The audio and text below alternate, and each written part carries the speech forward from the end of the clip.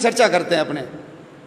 तो ये जो मक्का और मदीना है, ये हम सब जानते हैं कि इनका पुराना नाम मख और मेदिनी था।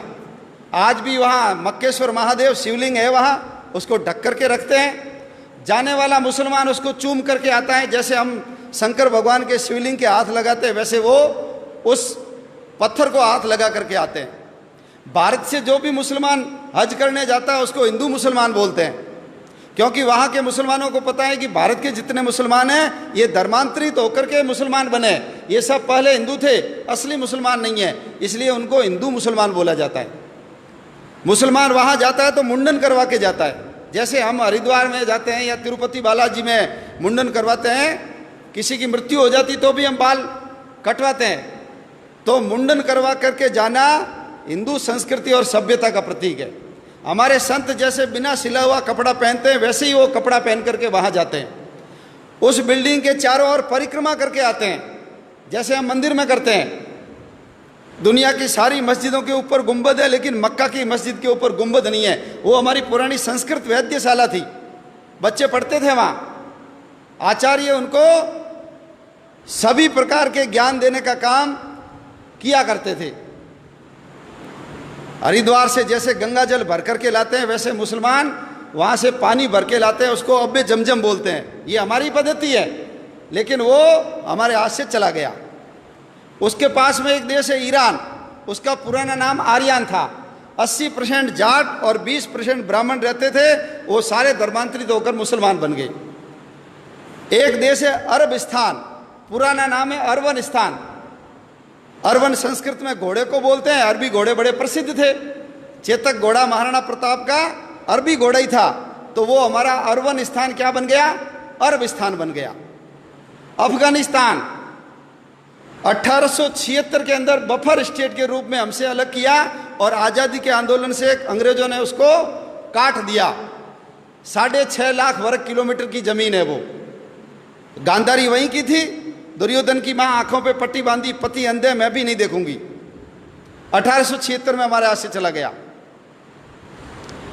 1904 में नेपाल हमारे से काट करके अलग किया। भगवान राम की ससुराल सीता माता जहां पैदा हुई वो नेपाल हमारे हाथ से चला गया। 1,47,000 वर्ग किलोमीटर का क्षेत्रफल है वहां। 1906 के अंदर उसके पास में एक भूटान नाम का देश है, 46,000 वर्ग किलोमीटर का क्षेत्रफल है। 1906 में हमसे काट करके अलग किया। 1916 ये जो तिब्बत है, जिसका पुराना नाम त्रिविष्टप है, 25 लाख वर्ग किलोमीटर का क्षेत्रफल है। दलाई लामा वहीं के रहने वाले हैं। और देश की आज़ादी के बाद जब 1962 में चाइना ने आक्रमण किया, तब तक वो हमारे पास था। उसकी विदेश नीति, उसकी रक्षा नीति, उसकी रक्षा का काम हमारी सेनाएं करती थी। लेकिन हिंदी चीनी भाई भाई पंचशील के सिद्धांत, नेहरू जी की गलती के कारण वो चाइना ने हमसे हड़प लिया, दबा लिया। आज वो जो तिब्बत है चाइना के पास चला गया। भारत और चीन के बीच में तिब्बत बहुत बड़ी भूमि थी, चाइना बॉर्डर से बहुत दूर था, लेकिन चाइना का बॉर्डर भारत के पास आकर के लग गया। 1935 भगवान राम ने जिस लंका को जीत करके सोने की लंका को ठोकर मार दी और अपने भाई लक्ष्मण को कहा जननी और जन्मभूमि स्वर्ग से बढ़कर है, वो 1935 में हमसे काट करके अलग कर दी। क्षेत्रफल कितना है, 66,000 वर्ग किलोमीटर। 1937 जिसको आज हम म्यांमार बोलते हैं, पुराना नाम है बर्मा, रंगून। याद करो, काले पानी की सजा के लिए सबको पकड़ पकड़ करके वहां ले जाते थे और सुभाष चंद्र बोस ने आजाद हिंद फौज बना करके जो हमला किया था, रंगून अपने कब्जे में कर लिया था। वो बर्मा हमारे से 1937 में अलग कर दिया गया। बर्मा का क्षेत्रफल भी 6,70,000 वर्ग किलोमीटर है।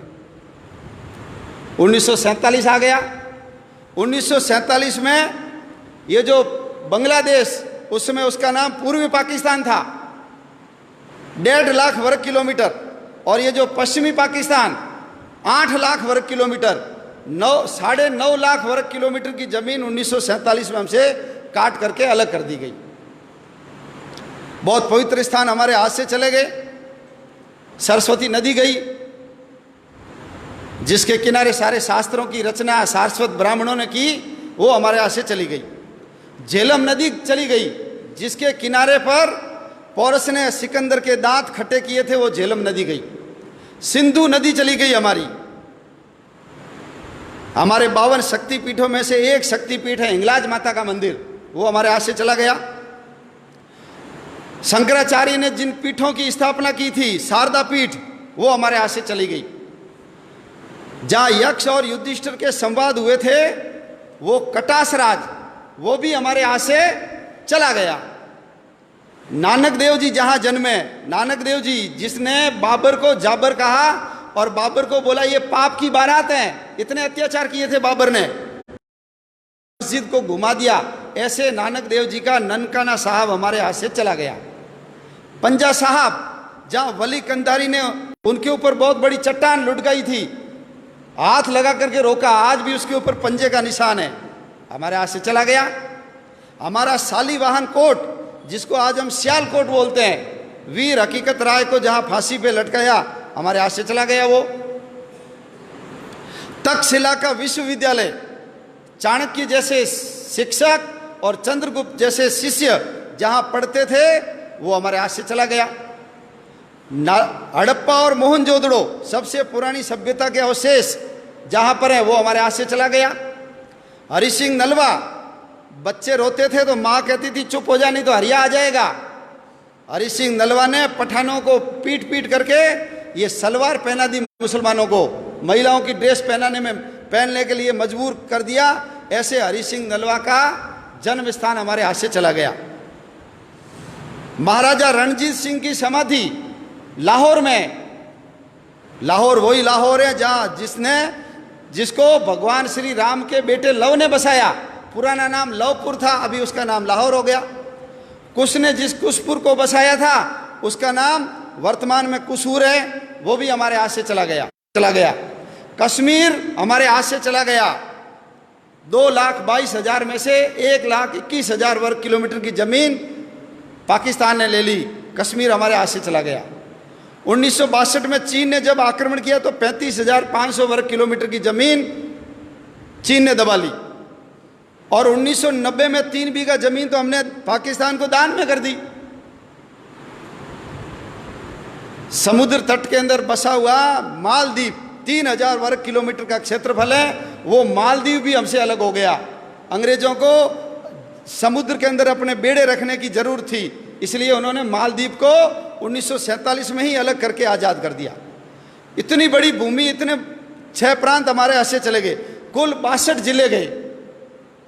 और जिस समय देश का विभाजन हुआ, हमारे कबूतर उड़ाने वाले अंकल जी जब लाल किले पे खड़े होकर के अपने शेरवानी के तीसरे बटन हॉल में गुलाब की कली सजा करके भाषण दे रहे थे, उस समय पाकिस्तान की सड़कों के ऊपर हमारी माँ बहनों को नंगा करके उनके जुलूस निकाले जा रहे थे। रेलों के अंदर काट काट करके भर भर रेलें भेजी जाती थी।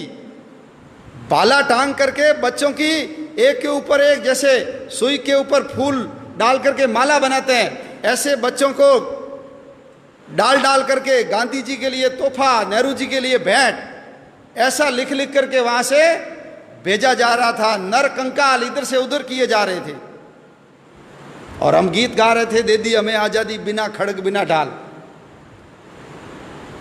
एक बूंद भी खून नहीं बहाया और आजादी मिल गई, ऐसा उस गीत के अंदर वर्णन है। 12 लाख लोग मारे गए, 12 लाख लोग, 2 करोड़ लोग बेघर हो गए। लंबे लंबे मीलों लंबे काफिले, जितना सामान उठा सकते हो लेकर के चलो। कल्पना कर सकते हैं यदि कल हमको कह दे यहां से छोड़ के सब चले जाओ, इतना आलीशान मकान, इतनी बड़ी दुकान, फैक्ट्री, क्या बीतती है मन के ऊपर। लेकिन ये इतिहास हमको नहीं पढ़ाया जाता, और नहीं पढ़ाने के कारण आने वाले समय में हम देश की रक्षा कर पाएंगे कि नहीं कर पाएंगे, प्रश्न चिन्ह खड़ा होता है।